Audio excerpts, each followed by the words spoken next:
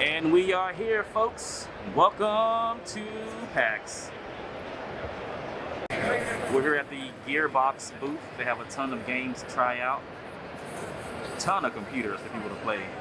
So we're just gonna hop on one of these computers and check out something. Alright, so we're playing a game called Have a Nice Death. I've heard about this game a little bit, but I never played it, so first time playing it.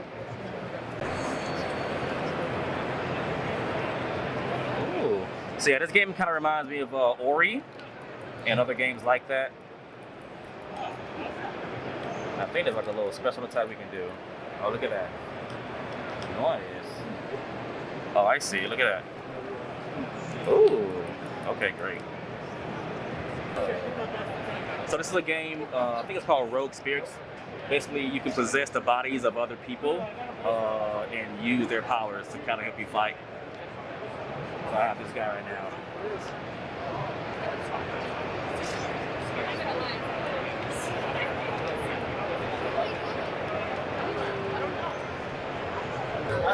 So it's a cute little game that I saw while we were walking around. I just want to try it out.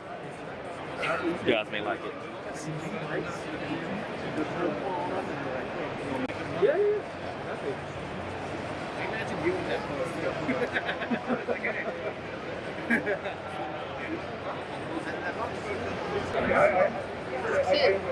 So I'm guessing she like looks at the world around her, different sounds and different like words that describe the environment, and you have to like put it together somehow.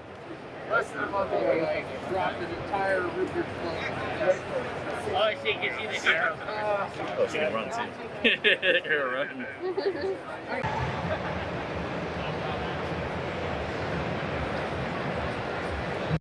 How you doing, guys? You into food fights and like health code violations and stuff? Because boy, have I got the game for you.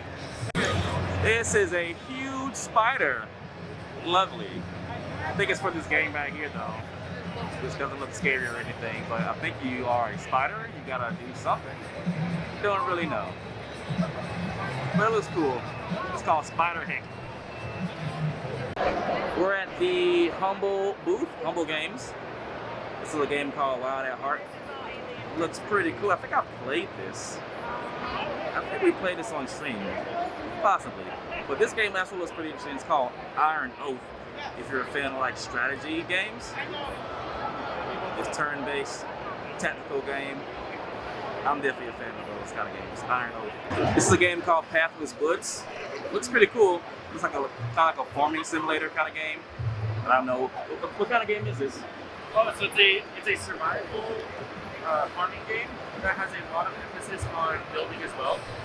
And so as you can see from the trailer, there's also terraforming and things like that. So you can really just change your environment based on how you want to play around the game. Nice.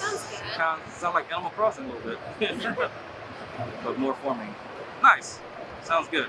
Always use the biggest word, you know, you like sometimes it is better for you if you use a smaller word that is gonna block more damage or something like that, you know? Nice. So you can see that this guy's got a couple of different moves here, but one of them is called attack, which is the baseline thing that you want to defend against. So if you see tiles that pop up on the board that are red kind of targets, then it's definitely in your best interest to target those tiles to use in your next word. Oh, okay. Because if you don't, you're going to take damage equal to the number of those tiles, right? Oh, okay. In a way, it's almost like, for me, as someone who's not great with like finding big words, it's a really nice hint in a way to be like, hey, you should use these letters, right?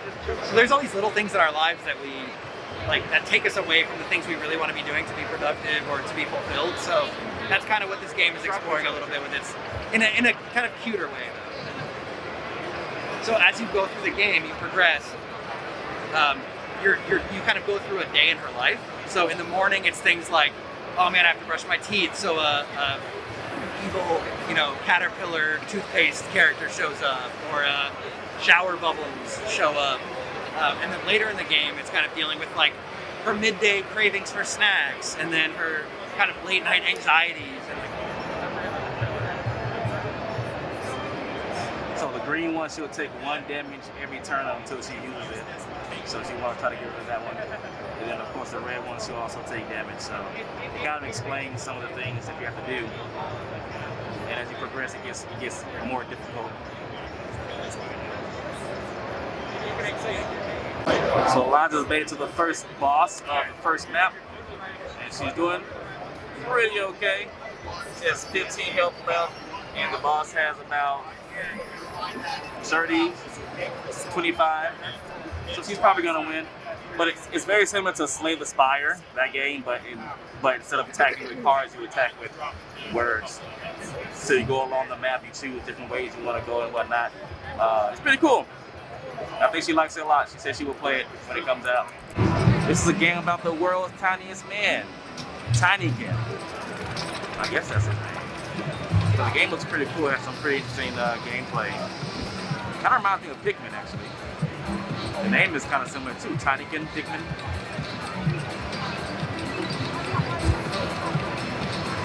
Oh yeah, this looks pretty good actually. This looks pretty cool.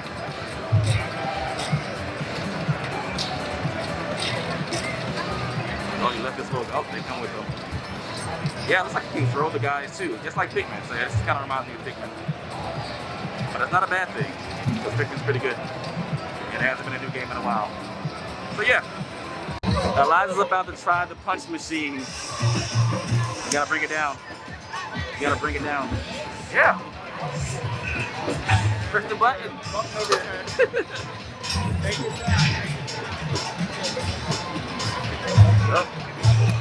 Oh! Yeah. It wasn't so bad.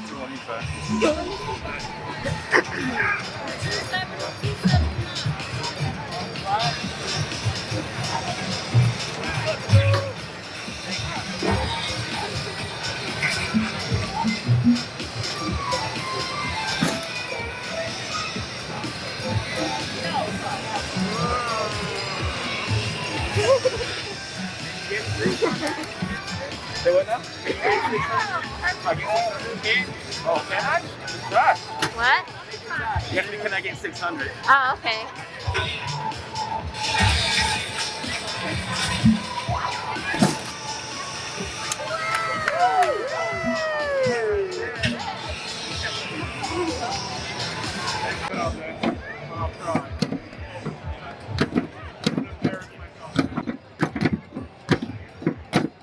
We're playing the demo for Brave Eduardo, the game we're just playing. It looks really cute with the hand-drawn, everything's hand-drawn in the game, so.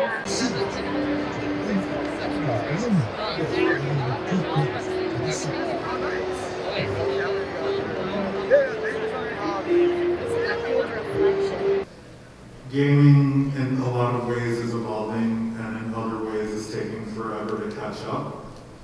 So we decided to go to a panel today. It was a panel that featured an all black panel, and there were a couple trans people on the panel as well. But essentially, they were talking about dealing with how to create spaces that are safe for people that look like them, which there are not a lot of places that are especially built for that. So it was pretty good. So we're gonna try to get maybe a snack or something and head back to the floor.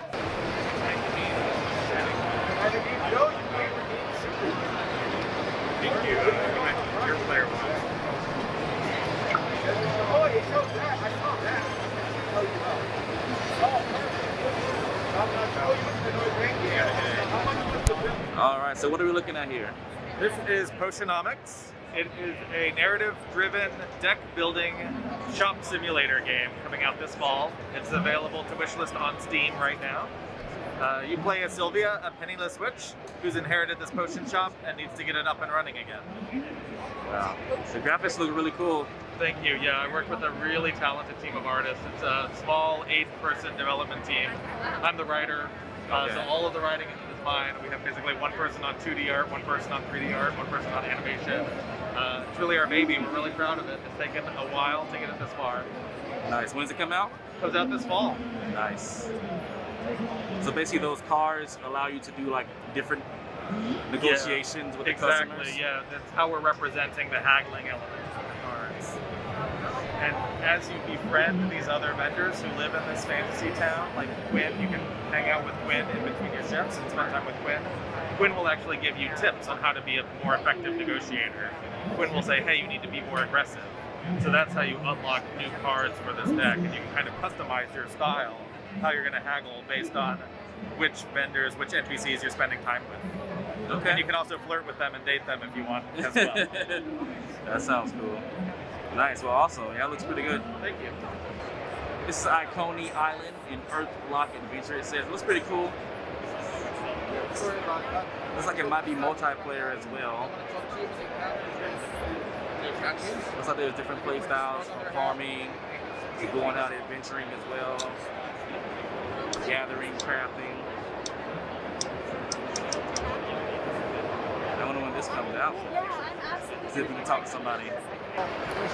So Ikane Island here is it's going to be a 4-player co-op Animal Crossing meets Stardew Valley-ish with some light top-down Zelda-style combat. You're going to be using creatures that you find around the island, like the axe pecker here, who has an axe face. He will be chopping trees down for you with his face. You'll meet other creatures along the way, and in the center of the island you'll have a hamlet that basically starts out with nothing, and the more you progress, the buildings will upgrade, and it'll be a place that other NPCs come to give new quest lines. And the buildings will provide you with other materials you can use to progress throughout the game. Okay. Also, the creature companions you'll use in a little bit of a Metroidvania style to unlock new paths that you couldn't before, and they're all going to be upgradable and have unique abilities. Okay, cool. Does it come out? It'll be coming out around June and early access on Steam. After about around 8-month early access period, we'll move to a full console release sometime at the start of next year. Awesome.